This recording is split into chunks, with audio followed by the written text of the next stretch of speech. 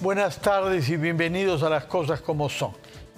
En este momento está previsto que comience la sesión en virtud de la cual un juzgado debe decidir si Jennifer Paredes y el alcalde de Anguía, el señor Medina, deben o no recibir una prisión preventiva por casos de corrupción que se les imputa a ambos. Antes de que comience esta sesión y que podamos comentar sobre ella con el abogado que hemos invitado, que es el doctor William Castillo, vamos a ir a las inmediaciones de la sala en Prolongación Tacna, donde nuestra compañera Sofía Castillo se halla y que nos podrá dar algunas pistas de lo que ha visto hasta este momento. Sofía, buenas tardes. Buenas tardes, don Fernando, directo desde la Corte Superior de Justicia, aquí en la avenida Tacna, en el cercado de Lima. Ha llegado un grupo de manifestantes quienes se encuentran a favor del presidente Pedro Castillo y quienes están exigiendo la libertad de Jennifer Paredes. Jennifer Paredes, quien es también la hermana menor de la primera dama Lilia Paredes. Ellos han llegado alrededor de las 5 de la tarde, han llegado con megáfonos, han llegado con banderolas y se han mostrado bastante agresivos con los medios de comunicación, quienes estamos acá presentes y cubriendo lo que será esta audiencia de prisión preventiva por el pedido de 36 meses. Y es que, don Fernando, ellos han agredido a una colega, ella es Karen Saldaña de Exitosa, ellos le han jaloneado el cabello, también le han tirado una especie de gas a los ojos. Ellos se están mostrando bastante agresivos con nosotros, como usualmente lo suelen hacer. Nuestra colega, ya se encuentra siendo atendida por efectivos policiales, quienes se han colocado en todo lo que es la avenida Prolongación Tacna. Esta zona ha sido cercada porque este grupo se ha mostrado bastante agresivo con nosotros. Ese es el panorama que traemos aquí, don Fernando, y es que dentro de breve se va a llevar esta audiencia de prisión preventiva contra Jennifer Paredes. Nosotros vamos a estar atentos ante cualquier movimiento desde este punto, don Fernando, directo en directo, RPP Noticias. Muchas gracias, Sofía. No podemos sino lamentar estas manifestaciones de intolerancia y de violencia. En una sociedad democrática, estos conflictos se ventilan ante los tribunales. Este es el sistema que desde hace 2500 años se usa cuando hay conflictos que deben ser dirimidos de acuerdo a la ley. Por eso es totalmente reprobable que se usen mecanismos de violencia, sea física o verbal. Lo que nos has dicho tú de hostilidad para el trabajo de la prensa, de jalonear el pelo de una persona que está trabajando, es totalmente repudiable y dice mucho sobre la falta de argumentos de quienes actúan de esa manera. Si ellos consideran que las personas que defienden no han cometido delitos y no deben ser condenados, pues deben esperar que la justicia lo diga y no querer resolver por la fuerza, intimidando a quienes piensan de otra manera y menos aún los que dan cuenta para los ciudadanos como actividad periodística. Vamos a tomar contacto también con nuestra compañera Senia Martínez, que se halla delante de la puerta de la DIVIAC, que es una unidad de investigación especializada de la Policía Nacional, para que nos explique qué es lo que ha observado ahí. Senia, buenas tardes. Buenas tardes, don Fernando, directo en directo. Desde hace varias horas hay un grupo de manifestantes que ha llegado hasta los exteriores de la DIVIAC para exigir que se dicte prisión preventiva a pocos minutos ya de iniciarse la lectura de la resolución a cargo del juez Johnny Gómez ante el pedido del Ministerio Público de 36 meses de prisión preventiva.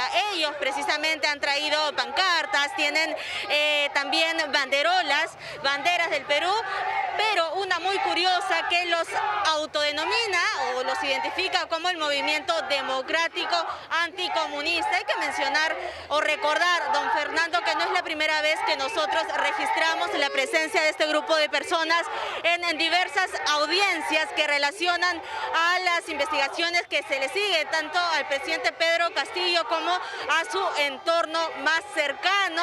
Lo cierto es que además de realizar arengas y de utilizar los megáfonos para manifestar sus ideas, suelen ser bastante agresivos de forma verbal con los equipos de prensa que nos encontramos realizando la cobertura, pero también con las personas que transitan por este punto. Por el momento, afortunadamente, está tranquila la situación.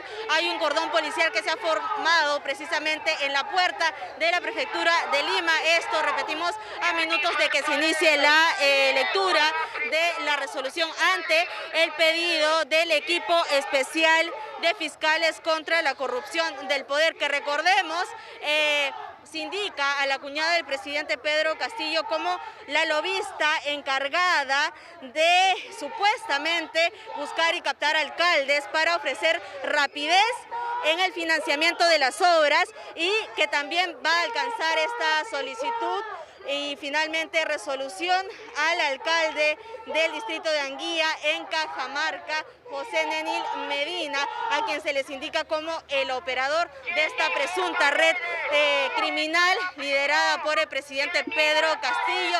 Hay que mencionar que si bien el juez había anunciado, el Poder Judicial había anunciado que esta lectura iba a ser de forma virtual, hay diversos grupos de personas que están protestando en los exteriores de la prefectura ante cualquier eventualidad tras finalmente la decisión que vaya a tomar el juez Johnny Gómez tras el pedido de 36 meses de prisión preventiva contra la cuñada del presidente Pedro Castillo. Expectativa, entonces, nosotros vamos a permanecer en este punto para ver cómo se desarrolla los diversos eventos tras la lectura de la resolución del juez. Directo en directo, RPP Noticias.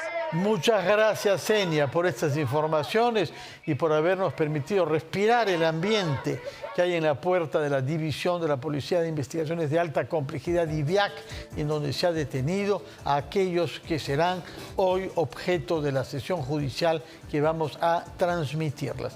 Como habíamos dicho, hemos recibido al abogado William Paco Castillo, que es un abogado litigante que tiene costumbre de estar ante jueces y ante fiscales, de hablar con sus patrocinados, pero que ha sido juez durante 10 años, de manera que sabe también qué significa estar en el pellejo de un juez en estas circunstancias. Señor Castillo, muy buenas tardes. Gracias por estar con nosotros en Las Cosas Como Son. Muchas gracias, Fernando. Un gusto, como siempre, estar contigo. Gracias. Usted habrá visto que hay un clima apasionado en donde hay grupos, no muy numerosos, pero lo suficiente para hacer bulla y para jalar pelos, por los que hemos visto, y para intimidar físicamente de parte y de otra. Porque ¿qué es lo que perciben que está teniendo lugar? ¿Cuál es la imagen de la justicia que tienen estas personas que creen que con banderolas, con consignas y con jaladas de pelos pueden hacer avanzar la justicia en nuestro país? Yo veo acá una suerte de escandalete, ni siquiera escándalo, porque vemos un grupo de esbirros, no numerosos, mire, no llenan ni siquiera el tercio de una cuadra, de ambos lados, ¿no? Pero aquí lo que más a mí me espanta es que el grupo que apoya al gobierno es un grupo indudablemente pagado por gente sin duda afín o allegada al gobierno. Entonces, esta gente, creo yo, no va por sus propios medios. Va simple y llanamente por algún salario, por alguna prebenda o por algún interés. Y lo que buscan es el escándalo. Mire, arrojarle una bolsa de basura a un fiscal es un atrevimiento tremendo, es deshonrar la majestad de la persecución que tiene como atribución el Ministerio Público, pero justamente lo que se busca es la imagen, ¿no? La propagación de esto para que el común de los peruanos piensen y digan, no, sí, acá hay un apoyo en favor de esta pobre señora o de este pobre señor, y esto es un tema de politización. Que ahora, desde mi punto de vista no tienen ningún mérito porque las cosas objetivamente están bien planteadas. De acuerdo. Ahora bien, ¿cuál es el impacto?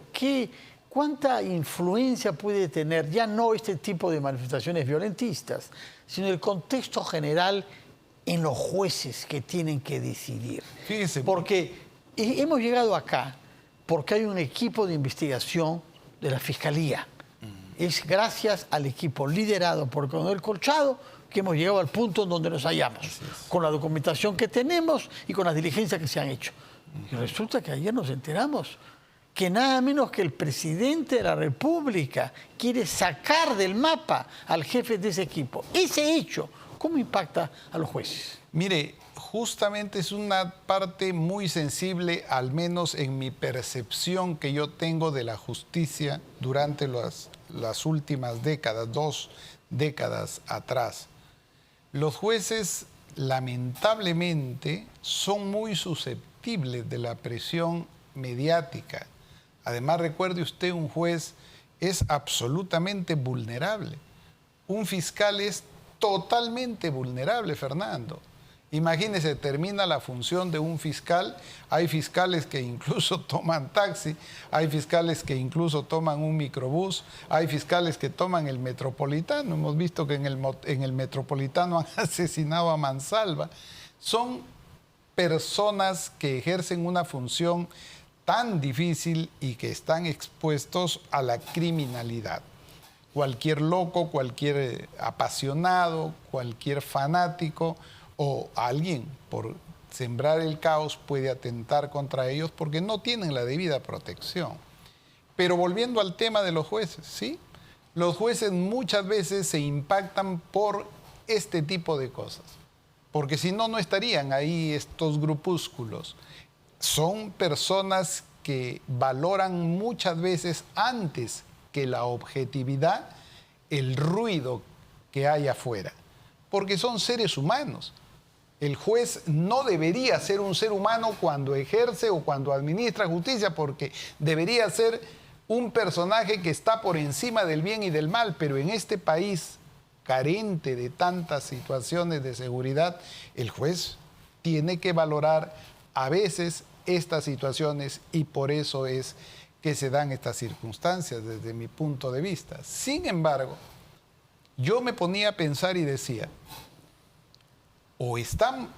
sabemos que está mal aconsejado, pero ¿qué abogado es aquel que le aconseja al presidente de la República, estando a puertas de que la hija salga libre o pueda ir confinada a prisión? Decirle que pida la destitución del principal personaje que, como usted lo ha dicho, el señor coronel Colchado encarna esta persecución tenaz, objetiva y productiva fundamentalmente.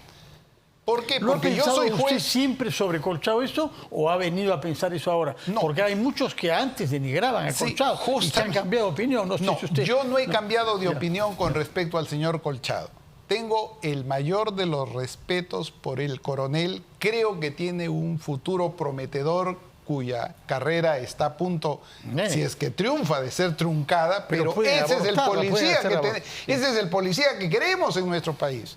Pero yo no tengo esa aversión o ninguna crítica a él. Recuerde que en anterior entrevista estuve con mi amigo Wilmer Medina, sí, que no compartía conmigo la misma opinión. Él mantiene una reserva. Una reserva, sí, sí, pero es su idea. Respeto, pero yo no tengo nada en contra del señor Colchado, por más que haya actuado en contra incluso de la hija del presidente, a quien yo defendí, por quien tengo mucho cariño, pero que yo no soy fujimorista, ni soy político, ni soy de su tienda, ni quiero serlo. Pero fundamentalmente, volviendo al tema, mire usted, yo soy juez y tengo en este momento la oportunidad de dictar una resolución que va a determinar prisión o libertad. Y estoy viendo que el propio presidente de la República está pidiendo la cabeza del personaje principal, que gracias a él se ha hecho el cerco efectivo contra personajes implicados. Yo puedo poner en mi resolución que justamente teniendo en consideración que es de público conocimiento que el señor presidente de la República está pidiendo la destitución del señor Colchado, por eso ¿qué cosa significa? Eso se llama obstaculización. Uno de los principales elementos que va a tener que valorar el juez en el tercer presupuesto de la prisión preventiva, que se refiere al peligro procesal, es decir, el peligro de obstaculización. Los fiscales van a allanar Palacio de Gobierno, los tienen 1 hora y 20, esconden a la persona que está buscada, porque es evidente que Colchado y su equipo sabían que estaba ahí, porque a todos los encontraron donde estaba. ¿Dónde estaba Jenny? No estaba en Chota, no estaba en Chorrillos, estaba allí, pero la escondieron. Obstaculización. Y encima tienen el desparpajo de hacer público una presión contra el jefe de este operativo, que es el coronel Colchado, con el evidente propósito de socavar y de mermar esa labor. Eso es obstaculización. Entonces, es un boomerang. Yo de juez coloco eso en mi resolución y fundamento la prisión preventiva que puedo dictar. Bueno, tomamos nota de eso, es grave lo que dice, que se han tirado a los pies tomando esta medida. Exacto. O pretendiendo tomarla contra el señor Colchado la víspera de que el juez tenga que evaluar si hay obstrucción a la justicia o no. Claro. Está viendo que el contexto general de la familia es hostil al funcionamiento del equipo de la Fiscalía. Permítanos ir a una pausa, por favor, después de la cual quisiera que nos ayude con cosas más concretas. Contarnos, por favor, la mecánica de esta sesión, quiénes participan, cuánto derecho tienen a palabra, cuánto tiempo y qué podemos presumir sobre la duración total de esa sesión. Nos dará estos detalles en base a su experiencia de abogado y de juez que ha sido después de una pequeña pausa. Comience la sesión judicial que debe decidir si la justicia admite la requisitoria fiscal de prisión preventiva para Jennifer Paredes por delitos de corrupción que tienen que ver con la atribución de obras públicas en localidades de Cajamarca, junto con el alcalde de Anguía, que es precisamente una de esas localidades. Hemos invitado al abogado y ex juez William Paco Castillo y le habíamos dejado planteada la pregunta respecto de la mecánica de esta reunión.